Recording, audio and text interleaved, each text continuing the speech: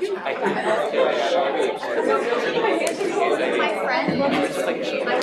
up, man? How's it going? It's good. Okay, everybody please take your seats. Call this meeting to order.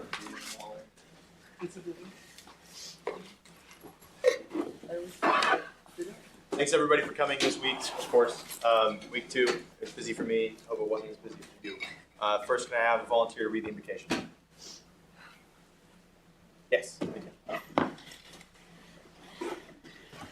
May we, the Student Senate, have the wisdom, patience, and guidance to be responsible representatives. May we be fair in judgments, enlightened in our discussions, and ethical in our actions. Can I get a go Broncos? Go Broncos. Party go Broncos. Okay, can we get a roll call? Cole. Here. Theo. Here. Ariel. Present. Meg. Here. Abby. Here. Justin. Carmen. Here. Raul. Here. Luke. Here. Kyle. Present. Amber. Here. Zachary. Present. Juliana. Here. Cam. Here. Eric. Here. Lydia. Here. Allie. Present. Emmy. Here. Ifani. Here. Duncan. Mika. Here. Melanie. Flossie. Here. Is that right? Thank you very much. First off, I sent the last week's meeting minutes to you in this week's email. Does anybody have any adjustments to make to those minutes? If you have a chance to look at them. Hearing none, the minutes will, what's the word? The minutes will be approved as they were sent to you, as they were distributed. Help me out, Zach. Oh, for sure. I don't think we've discussed this with everybody yet. Right, I'm just going to do it because Just giving it a try. right, I'm giving it a try. It's a pilot program. For sure. So maybe we could explain. Okay, so instead of going through the long process of like motion second, and then all in favor, all opposed, instead, since we've just approved the minutes every meeting, what we can instead do is just ask for adjustments to it, and if there are no adjustments to it, then we can just approve them because we always approve them. We won't do the same with agenda, but what is the phraseology you mentioned? So something you could say is the minutes will stand approved as distributed. Okay. Something like that. Okay. That's just to make the process faster. But If there are no issues with the minutes that I sent out, the minutes will be approved as distributed. Okay. Can I get a motion to approve the agenda? Motion to approve agenda.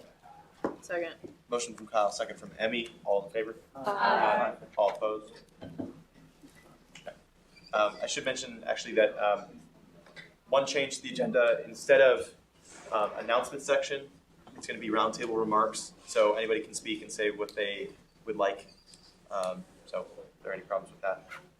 Okay. Cool, we can continue. Our first order of business, special order of business, we have a guest speaker. It's Dean Terry Peretti of the College of Arts and Sciences, excuse me. So please give her a warm welcome.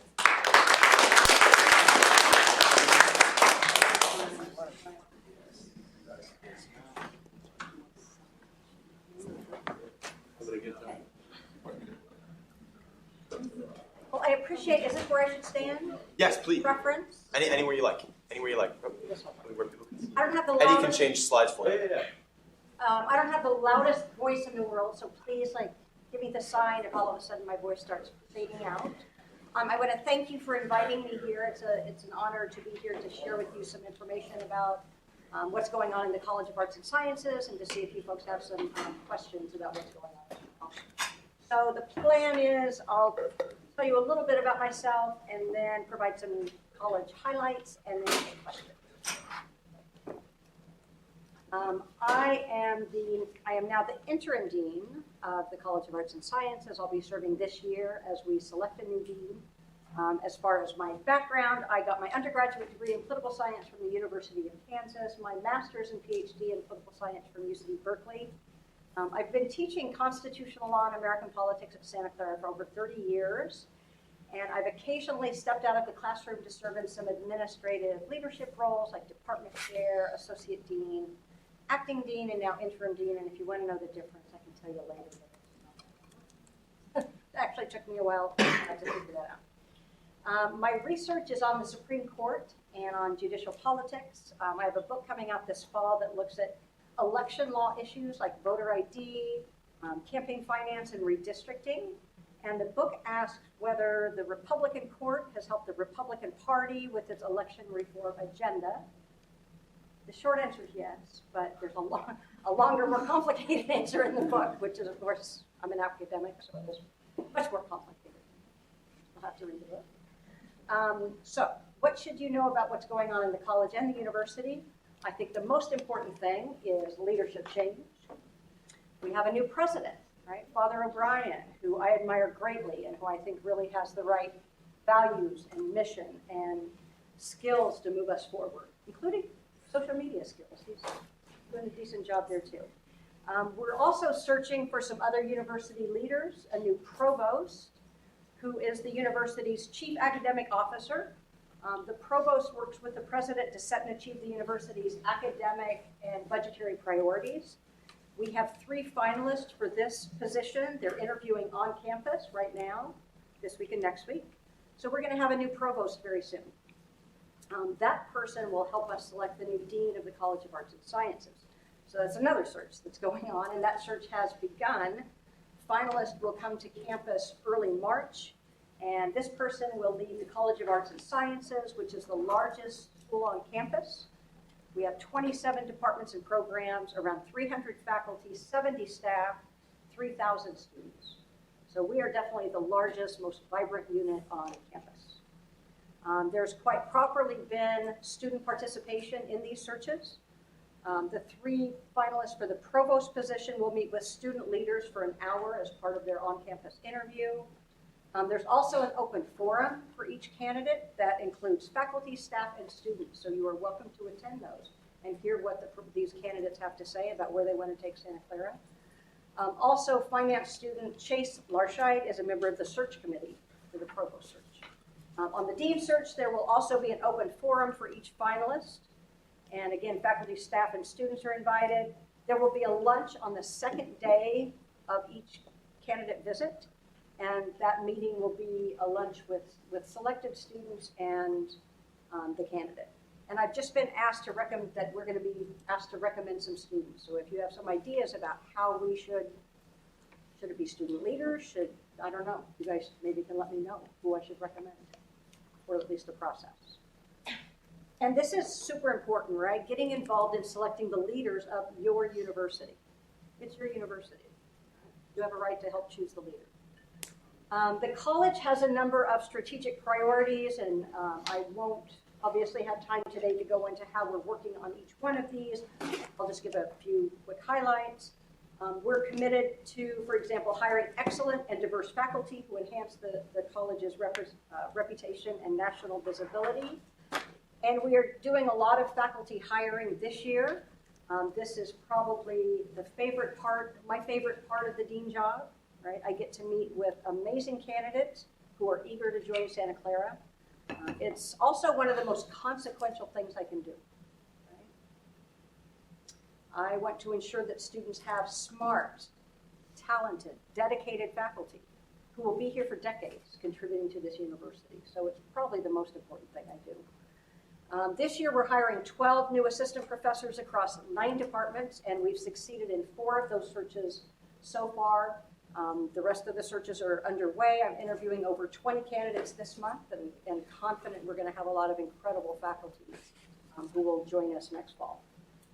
As far as programs in the college, there are several exciting initiatives to highlight. First, the REAL program provides students with paid research and internship opportunities.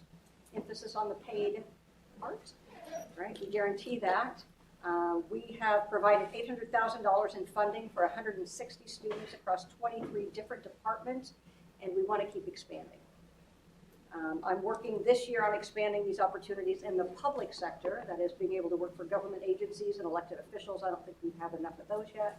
That might be my political science bias, but that's what I'm pursuing. We also want to expand these internships geographically and move beyond Santa Clara and San Jose into San Francisco, East Bay, and Los Angeles as well. I also want to mention the Novo Fellowship Program, which is another way that we're expanding student learning beyond the classroom. Novo is a new program we created with the School of Engineering. It awards paid research fellowships to outstanding STEM students from underrepresented groups. They get to work with faculty mentors full-time in the summer, and they get paid. We also provide funding for them to travel to an academic conference to present their research. We had 10 de novo fellows this last summer, and we hope to have at least that many next summer, maybe more. We also have in the college the Frank Sinatra Chair in the Performing Arts. 2 years ago, we had Kamau Bell visiting campus. Last year was Tay Diggs. This year we have Rhiannon Giddens, who is an American folk and blues singer, songwriter, multi-instrumentalist, trained in opera, and she's a Grammy winner and MacArthur Fellow. She was on campus last fall meeting with students in multiple classes and giving an extraordinary performance with Francesco Teresi. I sat next to Father O'Brien, and she took our breath away. She's really amazing, talented, smart, passionate, sharing about the history and people behind her music. I remember looking at she's very active on social media, and I was looking at some of the posts, and everyone was saying, I learned so much in her concerts. And I thought, what? You learn so much you learn a lot in her concerts. She's amazing, the knowledge she shares and her passion. There are some other innovative programs in the college, and I can't go into detail on all of them, but Digital Humanities is an initiative that helps students and faculty use innovative digital technologies in their kind of traditional humanities studies. We have the Imaginarium, which is a virtual reality lab, and that's the picture here. It's being used in more and more classes, from child studies and philosophy to art and English. Professor Keener, for example, in the English department, developed a model of the Globe Theater for his Shakespeare class. Classics professor Crofton Slay has been using VR to teach Latin. The neuroscience program continues to expand. We have 3 new faculty in the last 3 years and a growing number of majors. The public health program is now ranked 20th in the nation for undergraduate and undergraduate programs. They provide not only intellectual training, but Silicon Valley internships and mentorships, so students can be better prepared for careers in public health. And of course, I can't not mention the new STEM building, the gargantuan building that's going up in the middle of campus. This is the Sobrato campus for discovery and innovation. It will bring the college and engineering school together to collaborate and innovate in STEM research and teaching. Doors will open fall 2021. How many of you might be here then? Okay, good. These are pictures from the topping off celebration that we had last fall when faculty and students and Father O'Brien and Dean Scott got to sign the beam before it was placed on the building's highest point. A final note, I want to make sure you're aware of the public lecture by Robin DiAngelo on understanding white fragility. It's February 19th at 3:30 in Charney, which is the new law school. It will be followed by a reception and book signing. And space is limited, so make sure you RSVP and register for the event so you get a spot. So that's it as far as kind of highlights for the college, and I'm happy to. Thank you. Questions for Dean Peretti? But yeah. Hi, Professor Peretti. I know a lot of you in the room. I teach Poly 1, and so I had many of you as freshmen. Also, yes.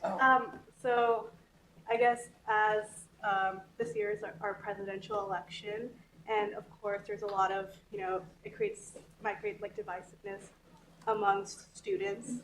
And as ASG members, it is our role to make sure that no one feels like unsafe and no one's attacked or no one is sharing an opinion that could attack someone. So I guess as a political science academic, how do you think administration should deal with these issues, and how can we as leaders also deal with these issues? I hope that we can craft forums and opportunities for us to debate and deliberate in a civil way about, that's how it's supposed to be. We don't have to follow the lead of media personalities or politicians and rough things up and, say horrific things about each other, and we don't have to follow that lead. Right? And so I think faculty, administrators, and students can model a lot better behavior. And we can sponsor events where folks on both sides can have effective debates and discussions. In the past, democracy was about, you know, having kind of a shared factual base and then being able to disagree on policy and come to compromise. And we're in a very different place today where we don't even agree on facts, which is kind of scary. So I think we have a lot of work to do. I think universities are exactly the place where we do a lot of that work, right? Where we teach civil debate and civil dialogue and model it. And we should plan some events where we get to practice that and show that we can do it, and have folks on both sides of the divide. And I think we have to be careful too about what kind of speakers we bring to campus and what the purpose is, right? Is the purpose to be provocative, or is it to engage and discuss and wrestle with these issues in an intelligent, effective way? Not to be provocative. I think sometimes, not so much on this campus, but other campuses, speakers are invited precisely because they're provocative, and that's not the point. We're here to enlighten and engage and learn and grow. So I was wondering, some of the topics that you mentioned in the book that you're getting published are really like some things I'm really passionate about. Has the university invited you to speak on that, or is there some kind of form that maybe we could participate in to have you speak on that topic so students can engage on Yeah, issues I would of love to do that. So as far as the process, what's going on is final revisions to the book I'm doing right now. They're due February 17th. I'm this close. And somehow I don't need to sleep. I'm going to finish them, but I'll finish them. And the book is going to be coming out this fall. It's in the fall catalog of the University Press of Kansas. So my guess is this fall, maybe there will be an opportunity for me to share what I've learned and invite folks from the law school, because it's on election law as well, and across campus. But yeah, these are important issues: voter ID and Voting Rights Act, redistricting, campaign finance. I mean, they're about how we structure democracy itself, and do parties get to rig the rules, right? And should judges be helping to rig the rules? That's the dangerous area that I'm looking into. But I would love to do that. Yes. So I have two questions. The first one is, in the search for assistant professors, where are you sourcing your candidates from? Would you say that they're outside of the university, or professors, or like lecturers who are adjunct professors? Yeah, that's a good question. She wants to know how we go about recruiting and what is the search process like for these assistant professors, these tenured faculty. Before the search even happens, departments propose these positions to the dean's office. We get more proposals than we have positions for. We kind of pick and choose among them and try to make the best choice as far as how we think they'll support programs and students. We also try to address some departments that really have a low percentage of tenured faculty compared to other departments. We try to address growing programs, like computer science, for example. They've been having a ton of hires. So once that's approved, then they conduct a national search, and it is wide open, and we advertise in a number of different outlets. The market is such that I think there's more demand than supply. The history department, for example, is searching for a position in U.S. history. They had 210 applications for one position. So it's very stiff competition. And we get candidates from across the nation and overseas as well. We also do have internal candidates. I interviewed one today who was an academic year adjunct lecturer who's been teaching for us for a couple of years, and she's applying for a tenured position. And so everyone is considered. The department does a rigorous examination, like that 210 candidates might go down to 20, and then they do phone interviews or Zoom interviews with those folks and then come up with 10, and then the department winnows it down to 3 or 4 who we bring to campus. And they come here for 2-day interviews, and it's very intensive. They do a teaching demonstration to students in front of faculty, and students provide feedback on all those candidate demos. They do a research presentation to faculty. They meet with administrators, and they meet with all the faculty and students, and it's a very rigorous process. And then they have the department makes a recommendation. Sometimes they'll say, all 3 candidates were great, but here's the rank order, and then I, as dean, will extend an offer to them. There's a negotiation period, and at the time that we're making them an offer, probably other schools are too, so it's a pretty intense competition. We've done really well so far this year. Hired 4 faculty, 3 are faculty of color, 2 are women, and so we're doing well in that regard too. But there is, there has been a path for adjunct faculty, part-time faculty to go into continuing lecturer roles and then get into an assistant professor position. There are many examples of that across campus. Dean Peretti, unfortunately we're out of time. Thank you so much for coming. Absolutely.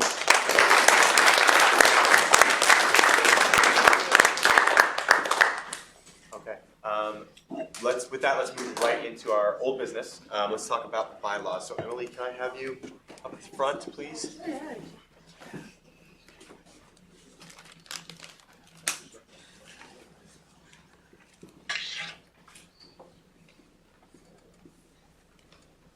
All right, so David sent it out in the email 2 days ago.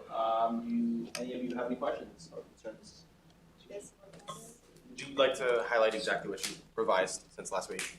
Just so it's fresh on our memory. So Eduardo and I met last week to take into consideration a lot of the thoughts and feedback that you guys gave us after last Thursday's Senate. I think some of the main ones are we did, like, you're allowed 2 absences for any reason. You just have to notify via a form 8 hours in advance. So we cut that down by 40 hours, and now it's 8 hours. Just so it's consistent and we're not like emailing here and there, texting people. And like a lot of you guys, some of you guys had comments about like excused and unexcused types of things. Like my biggest thing is it's not our job to determine like what is an excused absence or what is like a not excused absence, because I think that's kind of subjective and not fair to you guys. And so we just want to do absences. It can be because you just need a break, or because you're studying for a test, or you have a family, like things like that. Like I get it, like life happens, and so we want to be respectful to you guys in that regard and not determine like why you can't come to Senate. That's like not our responsibility. And then we made some changes to the proxy part of it. You can choose to have a proxy, but if you are missing a Senate and you want a proxy, you're gonna put that in the form that you fill out 8 hours in advance to notify us. Just so we know that like the person is gonna come and that they're not like sitting here awkwardly being like, hi, like I'm so-and-so's proxy. It's like, so we're just aware of who's attending our Senates and taking place of a senator. And then the proxy, we made that change that senators at large. So if you're a class senator, you choose someone who has the same academic standing year as you. And then if you're a senator at large, you can choose any proxy regardless of academic year or standing. We made that change for you guys. And then I think if you want to scroll down, sorry, there's a couple others. Yeah, so we made just this edit right here towards the end of the page, like a third absence. The rules are on a private conversation. So after a second absence, you'll be subject to the disciplinary procedures found in that part of the bylaws. It's like a meeting with us to discuss like why you're having constant absences. But we did add something, and maybe I missed it if it was like above or below, the one about like a third absence that, okay, so I'm gonna try and explain this simply. It's like better worded in the document, but basically I know there's 2 like absences that you get per quarter, but again, like life happens, and if you have to miss a third for like any reason, that needs to be privately communicated to like the Senate chair or the secretary. Because like, we don't want to be like, oh, you missed a third Senate because like you had to go home because your like family member is sick, like now you're gonna get punished for that. It's not like a punishment thing. It's just to make sure that you're fulfilling your responsibilities, and so that's part of it if you want to expand on it. Yeah, I think more than anything, the whole 8 hours thing was done because I think it was Eric who brought up the point last Senate about how 48 hours, 2 days before, anything can happen in 48 hours. And I think at the same time, we don't want it to be like, oh, 30 minutes before Senate, you tell me like, oh, I'm not going to be here for whatever reason. I think we do want to maintain a certain level of formality to all of this, because at the end of the day, we do want to make sure that we have as many senators present as possible, and we're notified of that absence with a good amount of time, which I think 8 hours is sufficient. Yeah, that's more than anything, that's just it. A lot of the things like the whole proxy book grammar in the bylaw was kind of just making it more clear, because I think that in the previous bylaw it was not clear, and you can attest to it. So that was more than anything. Zachary, we got your comments, and a lot of that we took from the grammar, the grammatical aspects, and the other content-wise. So we took some from his, some from the deliberation between me and Emily. So this is basically what we've come up with, and hopefully you guys have time to read it. Okay. Any questions or comments for the revisions of this bylaw? Can you scroll down to number 3? I think I'm just confused by like you talk about a third absence, and then like the A point is talking about a second absence. So by the second absence, are you talking about the fourth absence, or are you talking about the second? Like It's the second. a third. It's like the third absence. So you get to miss 2, and then you miss a third. That's when you are subject to the disciplinary. And then what's like so then the 3A, when that talks about a second absence, what is like? Because remember, you might have a third absence, you might have a fourth absence. So we don't Oh, want to say yeah, at the third absence. Like, we want to okay. give it some continuity to it. Oh, okay. I don't know if I'm the only one that found it kind of Oh. confusing. Like, I maybe think that it is is because- there a better way to word it? Because I- otherwise people might think that's like the fourth absence, or Yeah, for sure. Yeah.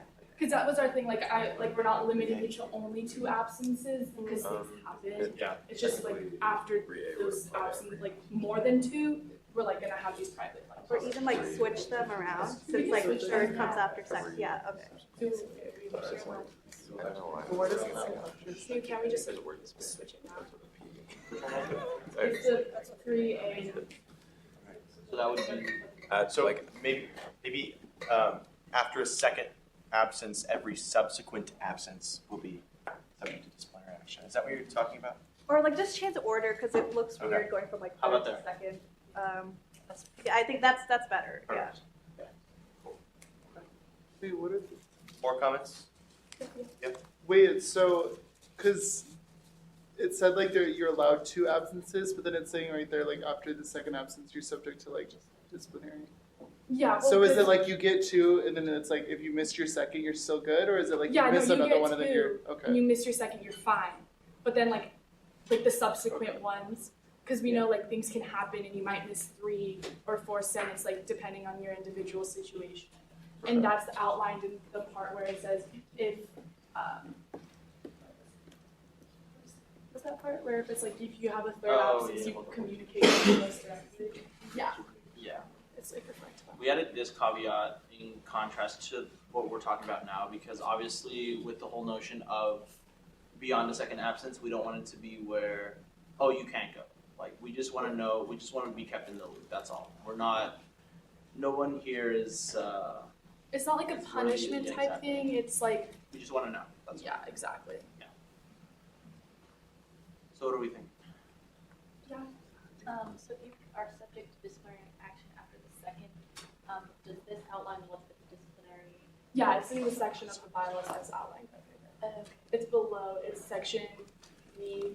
It's pages 20, 21 in the bylaws. And that's all. Nice. It's like in that bylaw to surmise. It's just like if you have an attendance infraction, you meet with me and the volunteer. I was just going to ask, where can we access the form? So that form is going to be decided upon, like, by the Senate exec, and then that form will be distributed to you in whatever form they decide on. My assumption is that it's going to be a Google form that you have access to, like, repeatedly to just, like, submit it when you're going. So we'll, like, email it to you and share it with you. So. Yeah, it'll be emailed to you within the next couple of days. I'll also cover something about that in the announcements. It's under construction, so don't worry. It just, there isn't a form yet because this hasn't been passed. Obviously. Anything more? Okay, straw poll. Show of hands who's ready to vote on this. Zach, what more would you like to know? I just have one point for the 8 hours. It should say at least 8 hours or something. Just, I mean, it's stupid, but can we like? Cool. Very good. It's small, but I mean, like it matters. That it says at least. Anytime before, sooner the better, if you know. Yeah, it's not, yeah. I just meant it exactly at 11. Right, 8 hours on the dot. At 11:01, you can't come anymore. So, The same thing for number 1. Oh, for the contract. Let them know. Okay. Anybody else who didn't raise their hand saying they were ready to vote? Raise your hand now. Who's not ready to vote? Okay. Then I'm comfortable moving on with this. We spent 10 minutes on this discussion. I'm open to spending more time. I budgeted for more time. So last call, additional comments. In that case, can I get a motion to vote? Motion. Second. Motion from Kyle, second from Cam. All in favor? Aye. All opposed? Okay. We're going to do a voice vote, if that's okay. Everybody? Actually, yeah, let's do a voice vote. Okay. On the question of adopting the bylaw regarding the Senate attendance bylaw and making it a part of the ASG bylaws, all in favor say aye. Aye. All opposed say no. Okay. And the opinion of the chair passes. So Senate attendance bylaw can become part of the bylaws. Let's move on to the office hours. Oh, I'm sorry. Before we move on to the office hours, I wanted to mention something. Last Senate, it was bugging me. People would raise. We were having a long discussion. People would raise their hands, and I would say, "You're next," or I'd motion to them saying, "You're next," and then I'd forget. So that's why I have this notebook here today. So I'm going to try to be better about that. So that if you raise your hand, I say you're next, I'll write your name down. So also, additionally, wanted to mention the fact that we have these like wings here. So I am making a special effort to try to see you three who are sitting in the wings if you have any comments. Yes. But if I'm missing you, get my attention vocally. Okay? Sound good? Right on. All right, let's continue. Okay, yeah, so not too many changes were made to this one. Honestly, the thing with, I know this had like a lot of conversation last time. I think I just want to reiterate that office hours are already a part of the job description of a senator. This is a way of streamlining office hours plus tabling. So again, it's great if ASG tables, right? Because we want to talk about our projects and stuff with our constituents and things like that. But also tabling in the form, office hours in the form of tabling, checks both of those things off.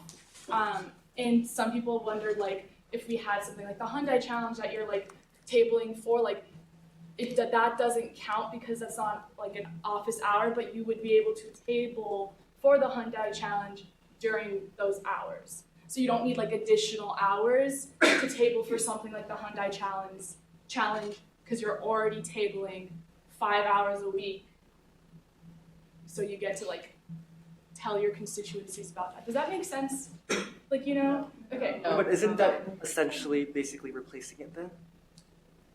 No, you're no, so you are if you have a project, right, because we work on projects in ASG, you can table, you table for that project, and then that tabling is your office hour.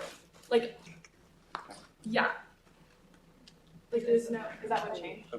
Is that what changed? Well, that's just because that was just a concern. It's you wouldn't need to have other tabling for the Hyundai Challenge or something. That's just an example because you're tabling for it within these set hours. Yeah, Amber. Okay, so Sorry, wait. Sorry. I'm sticking to this. I have Kyle, then Abby, then Vidya. Then I saw Carmen, then Amber. So after That's right. Take charge, David. You got it. So I have talked to my committee about this and some other people about this bylaw, and a clause that I think we would like to see changed in it is that the Senate chair or branch chair can propose an alternative way of getting those 2 hours. that would be signed on by by the Chief Justice, because like in the past, like my freshman year, we had tabling this pretty much like, identical to this, and it didn't work at all. Like it was bad, real bad. So certain but for like certain committees, like for SAC, we would greatly benefit by my members going to like to RSOs and like other like FOC, for example, maybe talking to like facilities people. It's like, but it's a better representation of what they're doing, and it's a better way to outreach to their constituents for more specific on their projects. I can, yeah, we can take that into consideration, definitely. My thing is, like, when we talk about this in exec, we've tried to make going to clubs the Senate's office hours, and that hasn't necessarily been successful. Hasn't been enforced. Okay, Last it year, hasn't like, been enforced, but if you're gonna say that's your office hour, then you have to do it. Which And we- so I'm saying that, like, if tabling in the past hasn't been successful, neither has going to clubs. Because there was no pressure to enforce it last year. That's the reason why. It sounds like it's enough. I'm just pushing back. Like, I'm just saying, like, these are the reasons why we chose tabling. But yeah, no, I mean, like, if it's a clause, we can, if there's like a way of. Let's hear more support for that, or totally different points possibly. Noted. Okay, I have Abby next. In response to what Kyle was saying, I think like the way you framed it last time was that we would maybe have a table that said like come talk to your senators, like your concerns, like those types of things. I think maybe like people in that committee would be losing out on like those like the like broader constituency wouldn't be able to come to their senators to express issues because they're not necessarily a member of that club. But my original question was I'm forgetting. Yeah, I'll come back to it. I can't remember. So I think like last week, like it seemed like, yeah, we were like stationed in Benson and people were coming like to us, but like the Hyundai challenge or something is like you're going to them, like, you know, like we're like telling them, and that's like usually outside the library or something. So how will that like replace like, or you know, you're That's saying fair. that counts I as think- tabling? Yeah, I think the Hyundai challenge is like kind of a unique example, but for like typical projects ASG puts on, I think tabling in Benson in such a central location, you would be able to like be out, like you would able to have access to a lot of the student body. And this is like similar to like last year we did Bronco Fridays, which counted for our tabling hours, but that was like really loud, so you can't do that in Benson. Okay, so like in okay, Benson area? Oh. I don't know. I don't know what that is. Okay, because I don't know, it seemed like, oh, like come here, like we can get coffee. Like I'm just confused, like what the tabling is. Is it like a come on, let's get lunch? Because that's what it was. No, the tabling, like it's more towards your first point of like getting the attention of students who are walking by. Like that's what typical like tabling is. Okay. It's not like a coffee date. Okay. It's like you're tabling, like you have a table. Like we all know what tabling looks like. You know, like you're outside, like whatever in Benson outside, and you're like tabling. It's not real. You're like, hi, I'm a part of ASG. Like I'm on Senate. Like we're doing this, or what's your concern? Or like, what do you wanna, you know, that like engaging the student body that way. So you're tabling, check, connecting with student body. That's great. Then you're also getting your office hours that you have to do anyway. Done, check. That's I think good. And this is for like an all ASG SU thing too, not just for senators. We're making this an all ASG thing. So that way, like you guys can connect with like other people in different branches, because I also know that's like addressing a concern that like Senate knows senators, but like you don't really know everyone who's on ComDev. So this way you can table with somebody who's on ComDev or judicial, and like you guys get to get closer in that way to bring the organization together. Carmen? So are you saying that ASG projects like the Hyundai Challenge would not count towards these office hours, or would they? I would I'm gonna say no, but I think that's a unique situation, and maybe if that comes up again, it could be changed, or like the change could be approved by the Chief Justice, and it could be like this tabling for this project counts. It's like an exception. With the exceptions, yeah. Okay. Amber? Okay, I'm just a little confused because last week you said that the Hyundai Challenge wouldn't count towards your office hours. So after what you just said to Carmen, I kind of understand. But for example, if like Allie was hosting like a tabling to get people to go to Java with Jesuits, would that count as office hours? Yes, that does count. Okay. Like if you're tabling to promote like an event too, like that's fine. You know, like the Hyundai Challenge I think is unique because you were working with like an outside like thing. But if it's like an ASG project, like Java with Jesuits or something like that, like you can fully be at the table and tell students that you're having Java with the Jesuits or all the other stuff that we do. Like, you know what I mean? Like that counts because you're tabling. You're just like you decide what you want to talk about with your constituents at tabling hours, whether it's Java with the Jesuits or some other ASG thing. Okay, and then also, last year, comm committee was largely in charge of tabling, and the reason when I became committee head, David and I talked about this, but tabling wasn't really working, so we kind of scrapped the idea of tabling. And just because we would table and no one would come over, and we would table for like athletics, like tabling with them to get people to go to athletic games, or for like ASG projects, or we would come up with like our own projects to introduce Senate to the student body, but the turnout wasn't that great. So is there kind of like an agenda or some kind of project that you guys are planning to make sure people come up? Because it's easy to say that people will like come by and like see and stop to talk to us, but they really don't. So is there anything in place that's like a solid like plan that'll make people actually stop and talk to us, or otherwise we're just sitting there? I mean, I can't guarantee that people are going to stop at the table. So how is this any different from previous years when we did tabling and it didn't work? I think the main foundation where this bylaw came out of is having a way, like a structured and enforced way to ensure that people in ASG are fulfilling their office hour obligation. And we thought that tabling would be the best solution to fulfilling that obligation. However, if nobody wants to table, like the thing is, like we wanted to make it an all ASG thing, and like not every member of like ComDev is gonna go to like an RSO or something like that. So think outside of Senate and think about like how the organization can fulfill like office hours, which is essentially reaching out to the student body. But I mean, if there are like, because there's been multiple attempts at different ways of doing office hours and they seem to not be successful at all. And so, I mean, if there's like another way that you guys can come up and think of and like we can make a bylaw for that way, I'm open to that. But like this seemed like the easiest, best, most easily enforceable way of fulfilling office hours. Okay. We have Allie, Sahil, Justin, Ariel, Semi, and Kyle. Interestingly, on that note, I was actually going to mention about like if this is an effort to streamline our bylaws and like put forth like what we're going to do with office hours, it appears to me that out of everyone in this room, it's changed every single year. So we shouldn't have it enumerated so detailed in this way. Like perhaps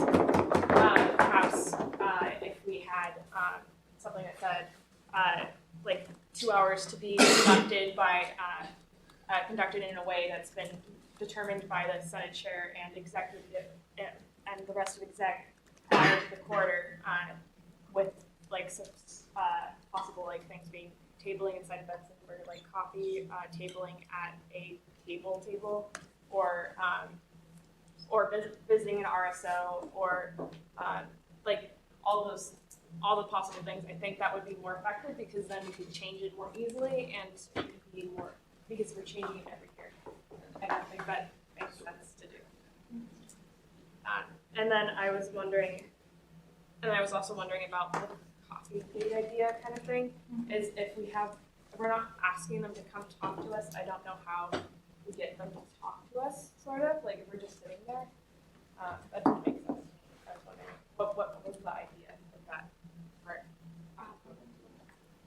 I mean, it's not a coffee date. I think we're overthinking the idea of tabling. It's like you're out. I know it's difficult to get people to stop at a table in Benson, but the idea is that you're sitting there or standing there at a table as a member of ASG, putting in the effort to be there as your constituents walk by and tell them about what's going on. Yeah. It's like more of like putting out that effort rather than, I can't guarantee that like you're gonna get a lot of interest at your table. And I know like it feels like sometimes you're just standing there, but sometimes like you will get people who are interested, and I think the student body is interested in what we're doing, and they want us to be more transparent with them, and this is a way of doing that. Yeah, I agree with that. I think it's good for like visibility on campus and like for perception. I think that's good. But I was wondering whether you think a potential other thing we could do with office hours is potentially using it to guide our attendance, like our own personal attendance to our own personal events, because I think that would also help with reaching students, because if all of us came to at least a couple events that we ourselves hold, then there's going to be more students that come along with us.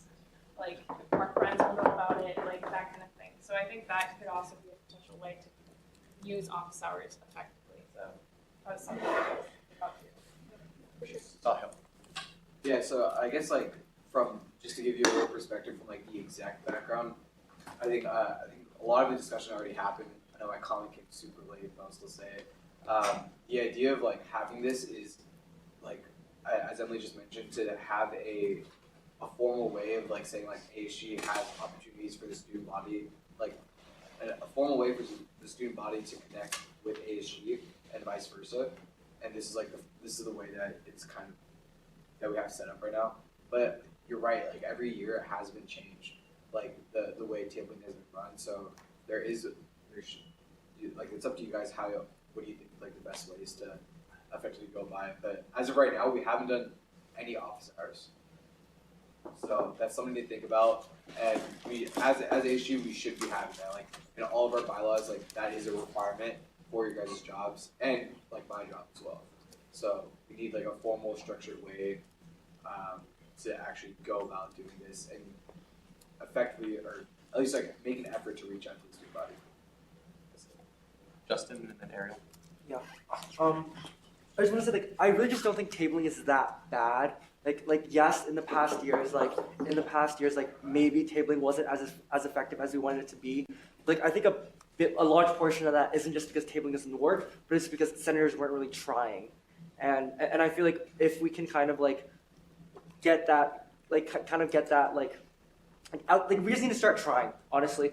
And just like hearing from like if we look at other CSOs like Into the Wild, they table week in, week out, even when they have no trips. When they have no trips, they're still tabling. And like I literally went up to them like, what's the point? Like, why are you tabling?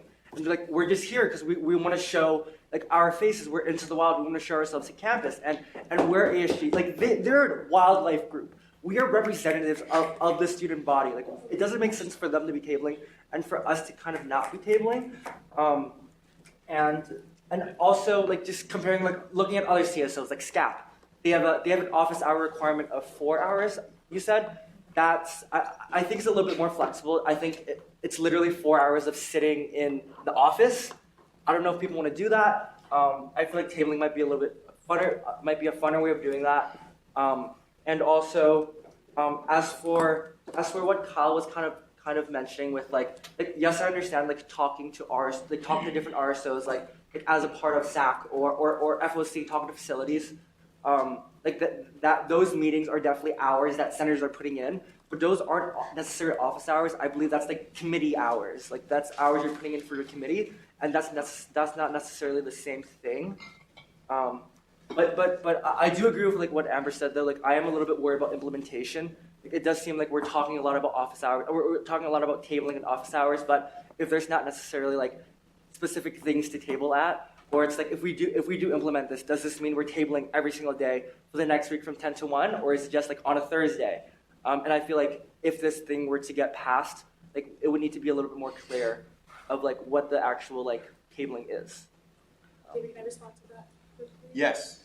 In the bylaw, it does say that the dates and times will be set per quarter, and so it'll be set per quarter. It'll stay that same date and time throughout the quarter, and then members of ASG will sign up when it fits their, like, you send out a survey and be like, what times work, and like we'll try and make sure like it works for the majority of the organization, and then you sign up for 2 of those hours through the quarter, but those times are going to be set. Like for example, like hypothetically, it could be Monday, Wednesday, or like Monday from, I don't know, 11 to 2, and then on a Thursday from 1 to 3.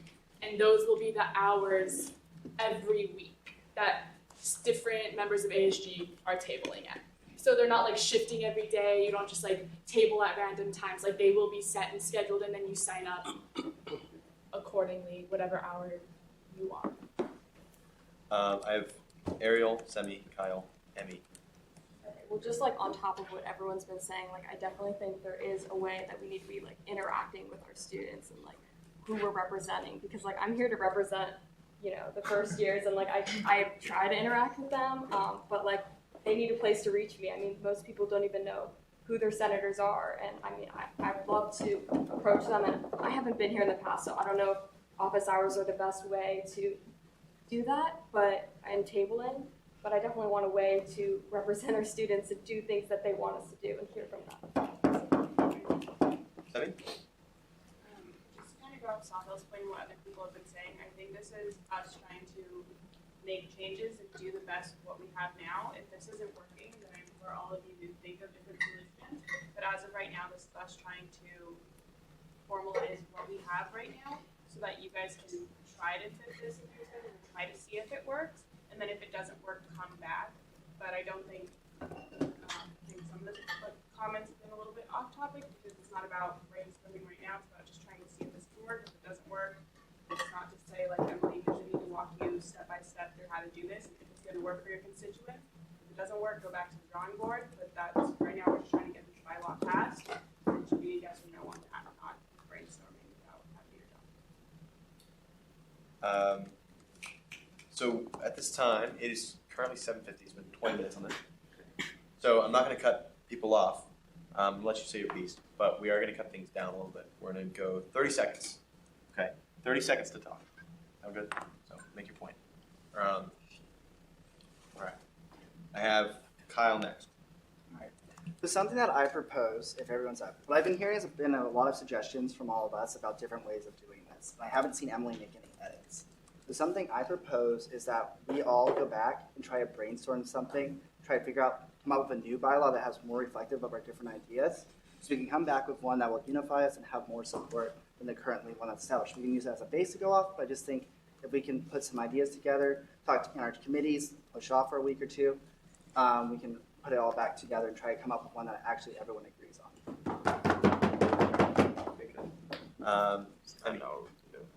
Just kind of bouncing off that and bouncing off of Ali's point, like if ASG is moving anyway from Locatelli to the Career Center, like tabling and office hours are going to have to change next year regardless, because now it's a new location, new environment, and I feel like if we brainstorm something that is a little more cohesive, that fits like the Senate committees and also fits with the things that exec and the other branches are doing, it'll probably have a lot more of a lifespan than some of the bylaws have in the past.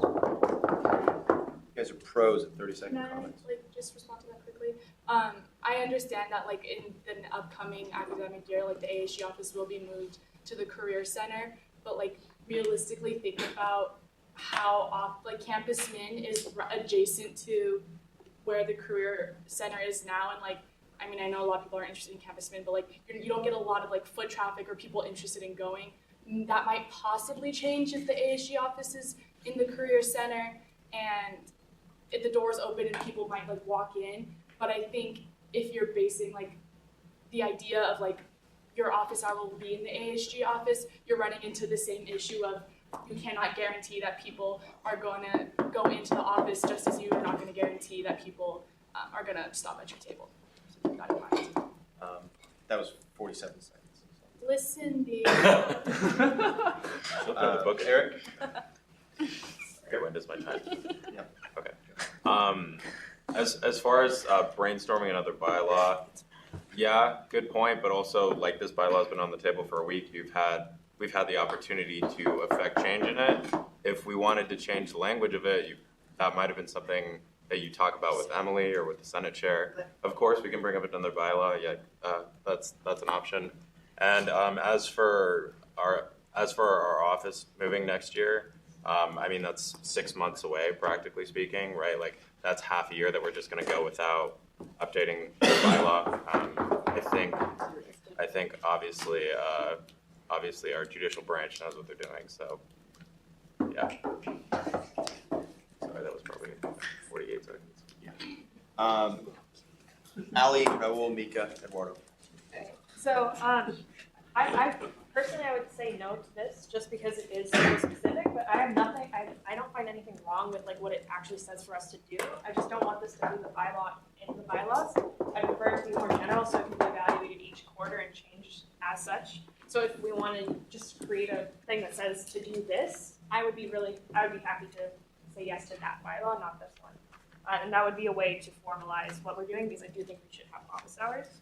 The other thing about campus ministry is just I think that's why it would be important to have people in the office isn't to invite people in because if we have no one in there, they're not going to go inside. So I think as far as for that point for next year, that's why it would be important next year to reevaluate it that quarter. Like open our office with a good start. So that's what I think. Raul? Yeah. I was actually gonna remove my name, but then something came up in my head, and I was just gonna say like I just want to move on with this. Like I don't think it's that deep, and I don't think you guys actually care that much about office hours, to be honest. And then going off of like Justin's point about like having office hours and like that started literally this whole conversation. I think you guys need to be careful about like this whole office hour thing because comparing it to SCAP and other organizations, there's reasons why they have those specific requirements. They literally have stipend positions. You guys don't get paid for that type of work, so be aware of that. Like I'm being honest, like you guys aren't getting paid to do those sort of things, so like just be afraid or like be aware of making those comparisons. I think this is not necessarily like the best option we have, but I think that it's a starting point, and I think that like we're trying to work with what we have now, and if this is great, then pass it. If not, conversation should be over. Hey, Mika. Ali said what I was thinking perfectly, and also just the point that just because we're saying no to this bylaw, we're not saying no to tabling at all. That was awesome. Bardo. Yeah, kind of echoing what was said by Eric. I mean, there's no value in going to the constituents and then going back to the drawing board repeatedly. I think it's better if we toil through this, find a fine-tuned solution to this so that it isn't something that we're going back to every year. I think it's better if we have something that's set in stone that we can use for the next 5 or more years. Okay, so it sounds like we're not ready to vote on this tonight. That's all the comments. That was 16 people, by the way. So it sounds like we're not ready to vote on this. Am I correct? Show of hands, who's not ready to vote on this? Oh, wow. Oh, okay. Show of hands, who's ready to vote on this? Okay, never mind. Wait, those of you who didn't raise your hands for either option, like what do you want? You assume they're probably not ready. What do you? Did you Ariel, I just think you assume might have that been they one of could them. raise You're the making this okay, so it happens as it is right now. As it is. Yeah. Okay. Okay. Okay. So here's some of my thoughts from your comments. There seems to be a faction that wants more specificity in the bylaw so that we actually know what we're doing, and there seems to be a faction that wants more generality so that it can be more flexible and elastic across the years and across student needs. And it seems also like I sent the revised part in my email. Did anybody reach out or like read them and reach out to Emily about the problems that you have?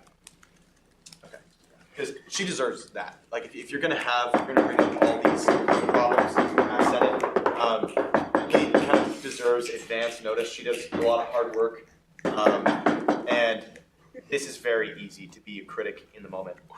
So I want everybody, including myself, to be aware of that fact. That's the best thing you've ever said, David. So, for those reasons, Emily, I'm going to ask you what you'd like to do.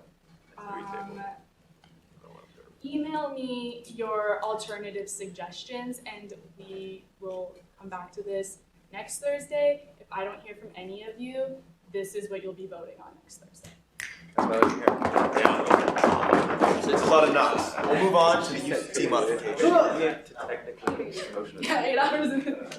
8 hours it is. Maybe we'll check. Thank you, Emily. Handle All right. Hopefully we don't spend like 30 minutes on this one. It should be pretty easy. Okay, so this is like literally the exact same thing we looked at last week. So just to review what we're talking about, it's specifically about the UCC membership and UCC leadership proposal. Go to the next slide, please. So adding specifically a student, so the ASG student body president, specifically to the UCC member. Can we go to the next one, please? Skip this one, sorry. What? There we go. Okay, so the change I made was from one student to specifically ASG student body president, as you guys all recommended to do, because the consensus was like the UCC members wanted specifically the student body president, and to make it more specific, you guys specified to have that in the literature instead of it just saying one student. And I brought that change to them. They said yes, that's what we wanted, but we didn't write that before. So that's what I have for you. Any questions, comments, concerns? Yes. What are the benefits? Like benefits eligible? I wouldn't say there's benefits. Oh. I have to go to like a lot of meetings. Oh, it says benefits eligible. Hold So on. just like, Wait, is it like health? any benefits eligible full-time staff? Oh, okay. I thought you got like health Not me. insurance or something. Okay. never mind. That's like in the plus with. Okay. Okay. Sorry. Abby and then Zach. Never mind. Okay, Zach. Okay, wait, hold on, sorry. I got distracted by the benefits thing. That's good. So I think just for example, like if the student body president can't go and this is like the letter of the law, like I think it'd be a little bit better just to have say ASG student body president or their proxy. Yeah. But the question I had with regards to that is like formally does this group have to vote on like a student representative? Like do they say we're inviting this person and it's always going to be you, or is this like what happens or is this the membership as it is? Well, right now what it is like I'm considered a guest at the meetings. I'm like constantly invited, but I've gone to all the meetings. But they just want to make it formal, saying that like you are a member of this group. Yeah. And for your question about the proxy, my proxy would be like the student would be Charlie, the VP, in any circumstances. So like it's just written in like the student body president position, saying like if I can't do something, like I need to delegate it to the student body vice president. That's a good general clause. It's already there. But we can put that in. Can we add that as or proxy? I don't think they would. Yeah, that's fine. I'll just screenshot. Oh, the screenshot. My bad. Okay, I can change that. Is that? Next, anybody? I'm not seeing any more comments. Really? Okay. Sahil, is this all there is? The only This is literally all it is. Okay. So basically, okay, and with the addition of the ASG student body president or their proxy. Okay. Yeah. So, show of hands, who's ready to vote on what Sahil just said? That part. Okay. You asked me to repeat it. You have a question? I do. Well, what are we voting? Are we saying that? I'm about to mention. I'm just going to say the question. Okay. On the question of approving the text you see on the screen with the addition of or their proxy after ASG student body president. Is that clear? Okay. All in favor, say aye. Aye. All opposed, say no. We haven't said whether to vote yet. Oh, okay. Sorry. Can I get a motion? Motion from Eric, second from Kyle. Thank you for catching me. On the question of, do you have a question? I'm sorry. Are we recommending this thing to? Yes. I mean, So, okay. approving it. Okay. We have the power to approve this. So this is the process goes like the way UCC works, and I mentioned this last time, but I should have said it this time as well. But the UCC is like a larger it's a larger part of like the governance process at Santa Clara. So having the student senate approve like a recommendation is just one part of the process. Doesn't mean this is actually gonna happen. Like it has to go through staff, faculty senate, it has to go through the provost office, has to go through the president's office, and then finally the board. Got it. This is us showing our approval. This is showing our approval for this. That's it. So since we already have a motion and second to vote, on the question of signifying our approval of the text you see on the screen with the addition of or their proxy after ASG Student Body President. All in favor, say aye. Aye. All opposed, say no. Okay, in the opinion of the chair, the motion passes. We can sign off on that. Great. And we're still ahead of schedule. Hell yeah. All right. Executive committee updates. By the way, in future agendas, I'm not going to list who all is given their updates and in what order. I'm just going to say executive committee updates. It takes up so much room. There's no reason for it. We all know what order it goes in. So, first up, go. Do this. PR. Hey guys. Okay.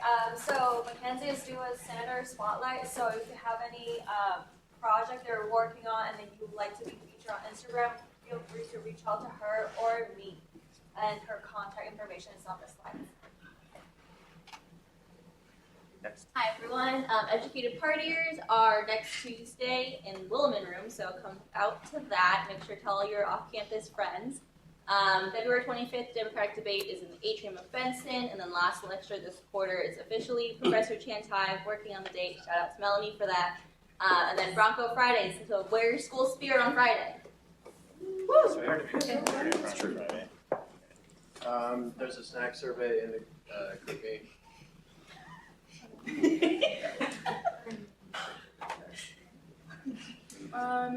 Yeah, basically what we just talked about, and the quote for this week is "How liberating it is to pursue wholeness over perfection" by Morgan Harper Nichols. I really like her work. I got to see her speak, and so if you're ever in need of some wisdoms, I recommend going to her.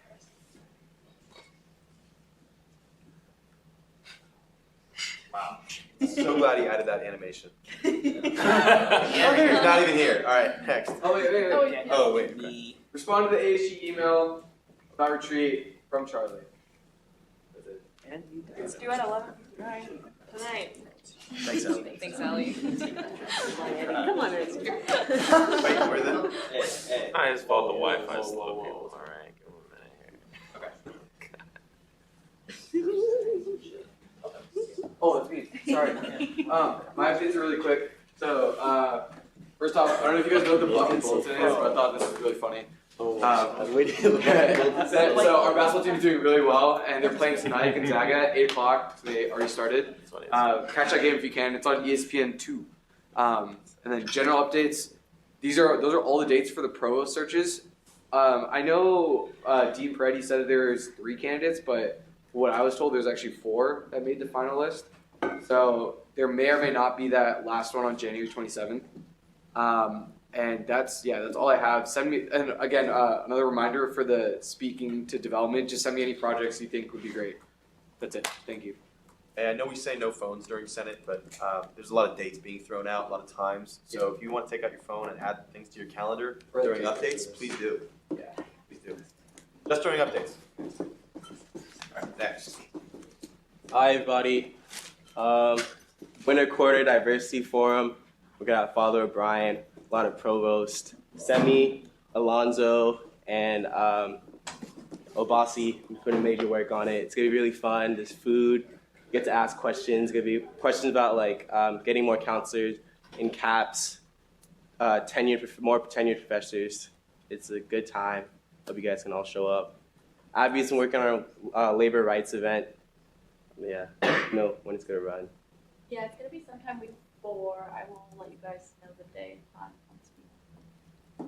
And if you guys have time after, come to the women's basketball game. Let's go out, ladies. They're playing right after this. I think it's almost the 4th quarter, so it'll pop out.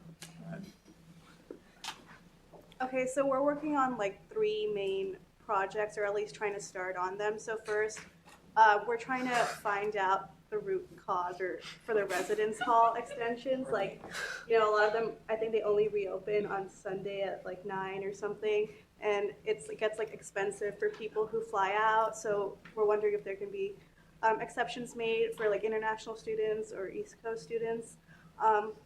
Also, we're trying to get the library public times. Like, I think it's now open till 11 p.m., but there's still like a lot of, unwanted people, and there's been like campus safeties there, people get arrested. There's been like articles in the newspaper about like people feeling unsafe, so we want to reduce that time. And then finally, CAPS, I have an update on that. Oh, okay. Yeah, which Yeah, sorry, this came up yesterday, but according to Jeannie, they're in the process of hiring someone, and they keep saying that. So we followed up on it yesterday, so she actually knows we're talking about it. And thank you for bringing it up, because if we have more people actually talking about it, the message will get across much faster. But to our knowledge, they have 2 people right now for counselors, and they have 4 open slots. So they're hiring one, they're interviewing one this week, and have 2 more next week for interviews. So let me know if you want to help. Yes. Ellen. I'd like to respond to the first point. So I actually talked to my resident director about this about a month and a half ago, and it's because when the residence halls are open, that's when the student staff members and senior staff members have to be on duty, and so it's just a process that they aren't actually looking to change anytime in the near future, unfortunately, and that's why they have kept it that way. And when they have looked at how other universities do it, we actually have the better option. Yeah. But the villas, they're open during winter break. And I know they don't have on duty. Okay, I guess we can talk about this later, I guess. A good debate. And then finally, well, thank you, Cole, for this lovely poster. Just a little update on the Hyundai challenge. The money. So I think we're trying to get they're only giving us money for 4 to 6 water bottle filling stations, unfortunately, and the rest of the money is going towards solar panels. And this is because apparently administration had submitted 4 projects beforehand to Hyundai, and so that was the caveat of the money, and students had no say in those projects. That's right. And somehow the water bottle was on that. So yeah, we're not the happiest, but I guess we just have to deal with it at this point. Yeah, and we're going to reach out to PR soon because we want to phase Hyundai out and try to make it an ASG and sustainability project. And that administration wants that too. You had a cool article in the newspaper. I read it. Oh, I haven't read it, but okay. It's kind of was a little bit upsetting, but I think that's the vibe they were going for. Yeah. Okay. Yeah. Next slide. Okay, so SEC, everyone's still working on their projects. Snaps to Allie for Job with Jesuits. It went really well, and a lot of the fathers loved it, so that was awesome. And then Emmy and Meg have a project that's coming up, and they're going to touch on it right now. So I'm putting on a diversity and inclusion in Silicon Valley panel conveniently the day after the Winter Diversity Forum. So you get a lot of diversity in 2 days, jam-packed, a lot of fun. I'm bringing in speakers from Accenture, LinkedIn, and then a tentative company at the end to leave you a little surprise, also because it's not confirmed. So it's next Tuesday, or not next Tuesday, the following Tuesday, the 28th, from 6 to 7:30. Downstairs in the California Mission Room. There will be pizza. I'm going to be sending out a form also with question ideas if you have any about policies and programs implemented at companies. So there's going to be a structured Q&A portion done by me, and then an open Q&A portion also. If there are questions, most Q&As, the open part is usually a little run at the beginning. So if you have questions that you want me to ask, or if you're not going to be there, that you're not going to get the chance to ask yourself, please let me know. And if you have any questions, let me know too. Okay, so for the ASG Buddy Mixer, thank you so much for everyone who replied to the forum. Shout out to upper administration for actually responding to that. So we have a date. It's going to be February 21st, which I know is a while away. That's a Friday. It's going to be in Locatelli. From 3 to 4:30. You don't have to be there for the whole time, just giving you a window of time to meet up with your buddy, as long as you guys coordinate when you guys are going to be there. There'll be food, and we did talk about this, despite all the debate we had about office hours today, this will count for office hours. So yeah, there's another incentive to come to the event. Hope you guys can make it. What was the time? 3 to 4:30.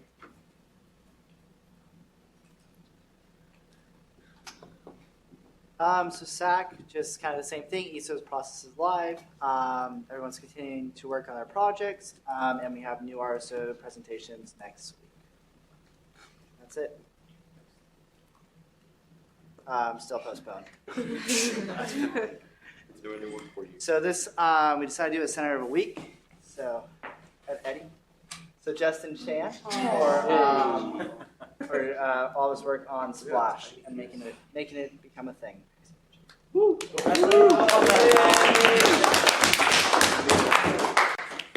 Okay, is that the end of the slideshow? Wow, perfect. Okay, so I have some things for everybody. I want to let you know where my head has been about making Senate better, making ASG better. So, first off, beginning of Senate, right after Dean Peretti said she has a soft voice, Abby got up and went and closed the door just because it was loud in the hallway. And she just did that without being asked. So I want to commend her on that leadership. Yeah. So that's a very small thing that reveals a lot. And it kind of points to one of the things that I want to say. Senate and ASG kind of markets itself as like a leadership incubator. We'll teach you how to lead. We'll develop you as a leader. But we don't have a lot of follow-through on that. And so I want to begin some follow-through on that. If you're taking on a project and you are new to Senate, or if you just feel like you need some help, I want to exactly been working on this in the ASG recharting. I want to assign you a mentor, somebody who's maybe familiar with that kind of event. Like say you're taking on a Christmas tree lighting. We definitely have people on Senate who've done that before. and they can help you out. It'd still be your project, but then you can go to them for advice so you don't feel like you're drowning, right? But I think more importantly, after that kind of event, it's important to reflect on what you did right and what you did wrong. More importantly, what you did wrong and what you could have done better. So after that event, you'll sit down with your mentor and you'll just kind of go over it. You'll take notes for yourself. You'll write it down so you remember it and so that you can improve next time. So I'm not going to force this on anybody. If you don't want a mentor, you don't want somebody to advise you in your project, you don't have to have it. But if you're interested, come and hit me up and we can find somebody who can help you out and help you develop as a leader. So secondly, senators at large. So as you all know, Christian Phillips resigned at the beginning of last week because he felt like he had too much on his plate, couldn't devote the amount of time that he wanted to his position. So now we have an open senator at large position. And we have two options. We could look for a new senator at large for academic improvement, or we could open up that senator at large position for a different constituency. So I want to tell you why I created academic improvement. I feel like ASG has been focused forever on student life, and it's kind of let academics and the long game of going to a university fall by the wayside. So I think that's important. You might say that it kind of replaced senator at large for sustainability, and the reason for that is that in ASG's bylaws it says that we should shoot for sustainable solutions wherever possible. And I felt like if we put that responsibility on one person, everybody else kind of forgot about it, and so nobody else really tried to go for sustainability. I could have been misguided. I could have been wrong about getting rid of sustainability and going for academic improvement, but I wanted to straw poll tonight to see if you want me to keep looking for an academic improvement senator to carry the torch for Christian, or if I should look for another type of senator at large, i.e. sustainability. So show of hands, who wants me to keep looking for academic improvement? Yeah. Okay. Who has another option? Raise your hand. Yeah, Abby. I've been thinking since we have an LGBTQ and we have diversity, it would be cool to have a senator at large for students with disabilities. So I think that's a constituency that doesn't get talked about enough, and it doesn't always get included in diversity. Raul, did you have something? Well, I don't have a specific senator, position, but I was just gonna ask why are we keeping it so limited? If we're advertising a new position, why does it have to be, oh, it's this, or present a new one? We can gauge the interest among students and see what position they would want to see filled up rather than trying to fulfill a specific position. That's fair. On my application that I sent out, one of the options was pitch me your idea. Yeah, that was great. I like that. Okay. So at least that's how we got health and wellness. That's how we got Jesuit values, which didn't work out as well. Any more suggestions for senators at large?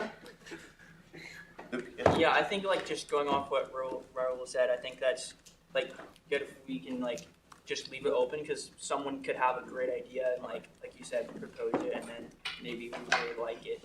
Okay. So, couple options. I'm gonna, yeah, go ahead. Can we just have like all three on said survey? Like Okay. academic, sustainability, because we're trying to get people and like we might not be able to find them. Okay. So do me a favor. Yeah. All four then, because then it would be academic, sustainability, disabilities, and then pitch feature idea. Okay. Yeah. Okay. I will do that. I have one person who's interested in being a senator. Two people who are interested in being senator at large. Tell your friends. Tell your friends with that new expansion of possibilities. Sorry. One more thing.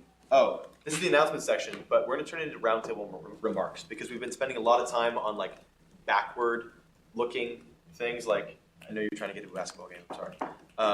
So we've been spending a lot of time on like bylaws. That's great. It's necessary.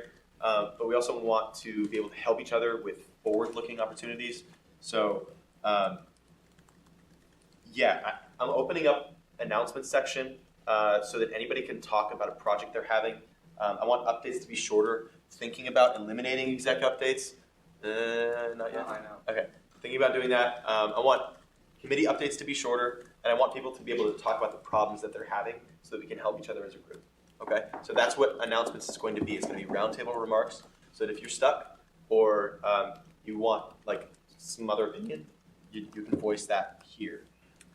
Finally, Allie's been pestering me to make a Google Drive for Senate and ASG stuff. So shit's easy to find. Sorry.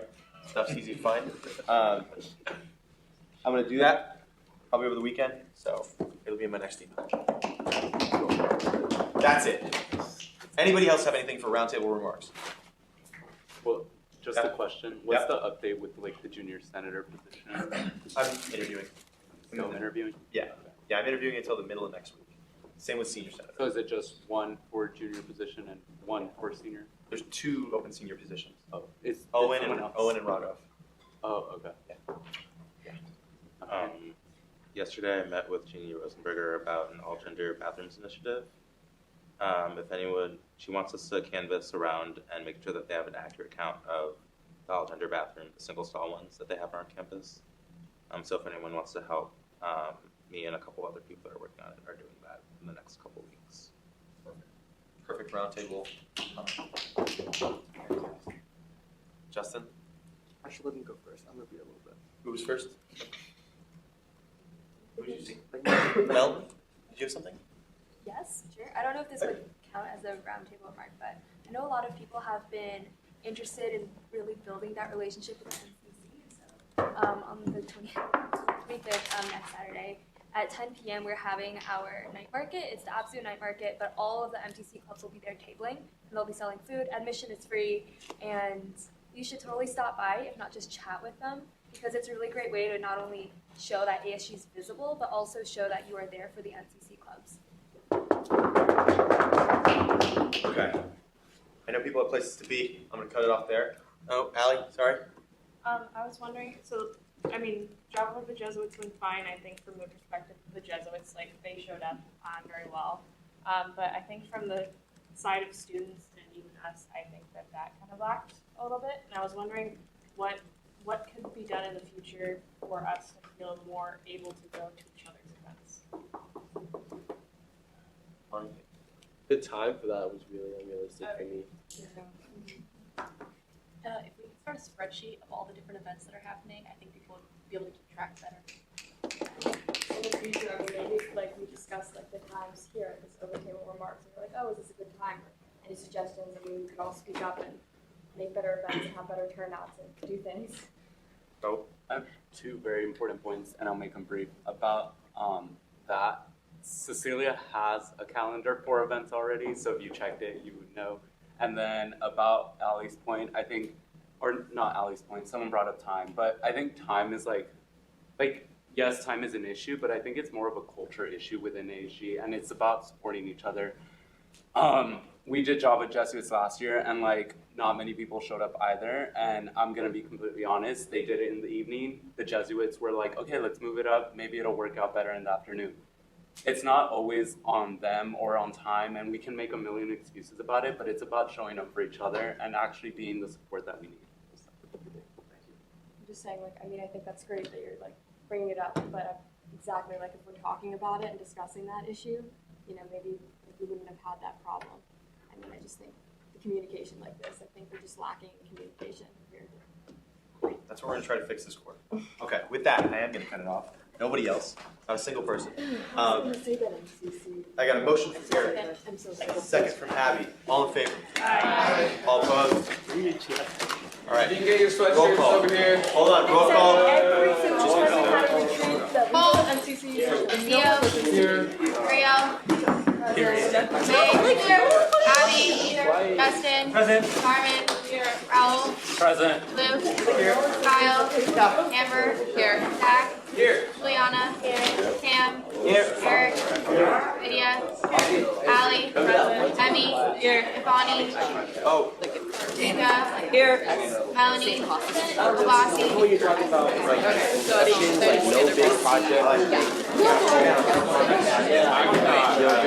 Reminder, I put MCC business casual in the email. I think it's really just If you have a relaxed idea of business casual, that's okay, but it means at least a collared shirt. diverse students into a Collared space that shirt. And no light jeans, dark jeans are okay. I'm not gonna make a big fuss about that.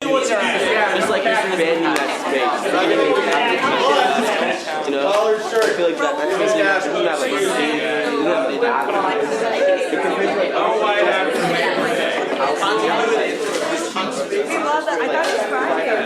have space for diversity.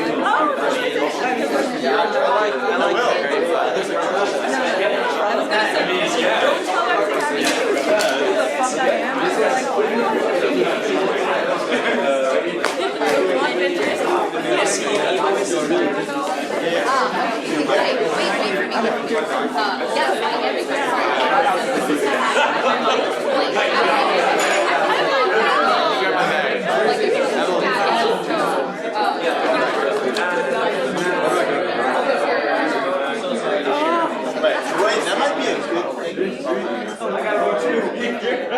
That might be a good thing.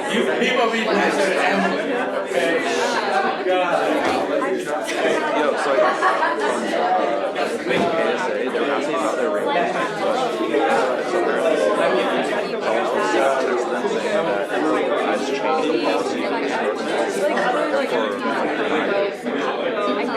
They're asking about it, I was like, we never saw it, and we also don't. Hey, did you hear my announcement just now? Did you hear my announcement just now? They got it from. Send it Alright, thank you. And then I forwarded an email to there was a student. And then they were she had this suggestion and asked me what side like to be heard for as you're doing that. And Songos said that Orange and Blue said for area.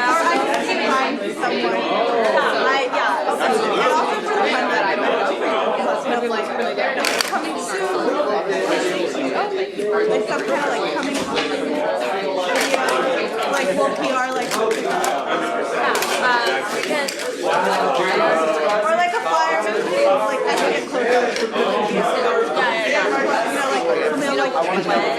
close. Hopefully by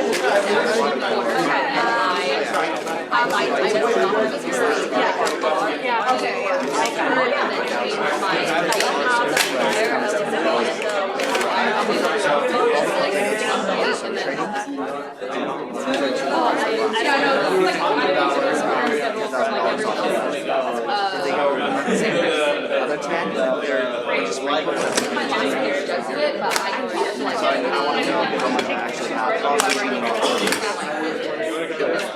I don't know what. I know. Yeah, you can. I used to like take pictures and I realized I was like stupid, so I'll just take off my mask. Do you want me to go or not? Great. Yes.